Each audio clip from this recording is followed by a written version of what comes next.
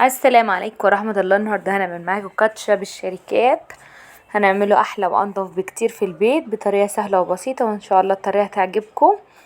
بس قبل ما نبدأ لازم تسموا الله وتصلوا على رسوله وتنزلوا تشتركوا في القناة عشان يوصلكوا كل جديد. انا هنا جبت معايا كيلو من الطماطم. انا هنا منقياها ناشفة مش طرية، ومنقياها كمان حمرا قوي عشان الكاتشب مش هينفع فيه طماطم مستوية خالص او طرية شوية. هنا انا جبت الكيلو زي ما قلت لكم منقيه ناشف قوي واحمر كمان. هنقيه بالواحده في الكاتشب عشان الكاتشب مش بيحب اي قطه مستويه خالص. هنا هنبدا بقى نقطع الطماطم، هنشيل الحته اللي فوق وهنرميها. هنبدا نقطعه كله شرايح. في ناس برضو هقطع هنا باقي الطماطم كده. قطعنا كل الكميه اللي معانا. انا هنا مستخدمه كيلو من الطماطم. هنزله في الحله، انا مش هحط فيه ميه ولا اي حاجه، هحطه على النار لحد ما يغلي والطماطم تستوي معايا كويس. هنا خلاص كده الطماطم استوت معايا كويس واتشربت الميه اللي فيها. هبدا انزلها. هنا جبت معايا بوله هنزل فيها الطماطم، هضربها بالهاند بلندر، ولا ما عندوش الهاند بلندر هيستناها لحد ما تبرد ويضربها في الخلاط كويس قوي.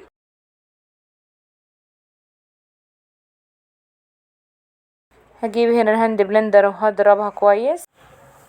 وهنا الكاتشب بيتعمل بطريقتين، ممكن الطماطم زي ما انا قطعتها كده ونخليها نحطها على البوتاجاز لحد ما تستوي، وممكن كمان نضرب الطماطم الاول في الخلاط كويس قوي ونصفيها وبعد كده برضو نخليها تستوي. الطريقتين برضو ينفعوا، انا جربت الطريقتين.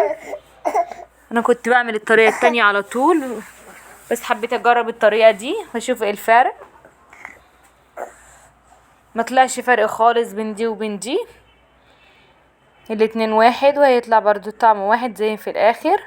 هنا جبت مصفى وهبدأ بقى اصفي كده كل الطماطم، نشيل القشر اللي فيها والشوائب كلها بتاعتها.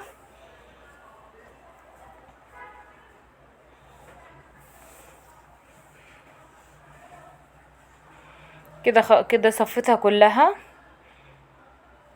هوريكم برضو القوام بتاعها عامل ازاي.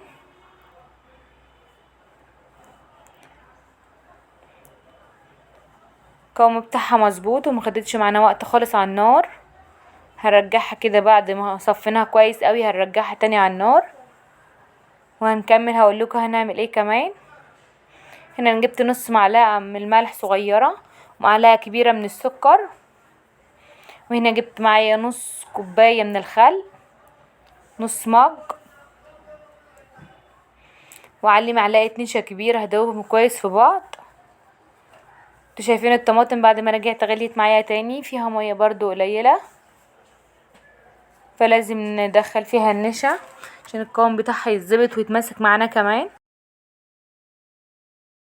جبت هنا نص كوبايه من مج من الخل وعليهم معلقه كبيره من النشا، نزلتهم على الطماطم. هقلبهم كويس لحد ما الاقي القوام اللي محتاجينه للكاتشب. انا مش عايزاه تقيل ولا خفيف، اهم حاجه يتشرب الميه كلها اللي فيه. وهنا معلقه النشا تساعدنا جدا. شايفين القوام اللي احنا عايزينه كده، وصلنا للقوام النهائي. هنا جبت معايا بوله هوريكم برضو الكاتشب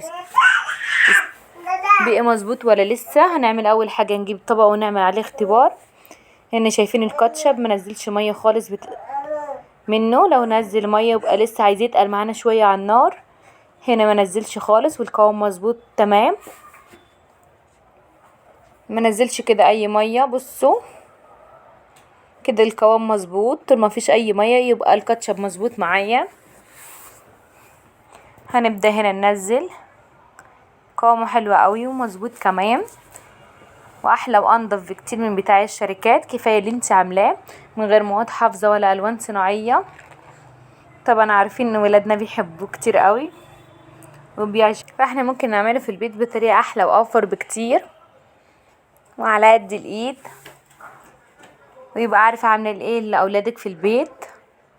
ومضمون كمان قوي، مش هيتعبوا مني لو الولاد كلوا منه كتير. كده خلصنا الكاتشب وعملناه بطريقه حلوه جدا وطريقه سهله وبسيطه. عملنا كمان مع البطاطس مقرمشه جدا زي بتاعه المطاعم واحلى كمان. هعملها لكم ان شاء الله في فيديو تاني، هوريكم ازاي اللي انا بعمل البطاطس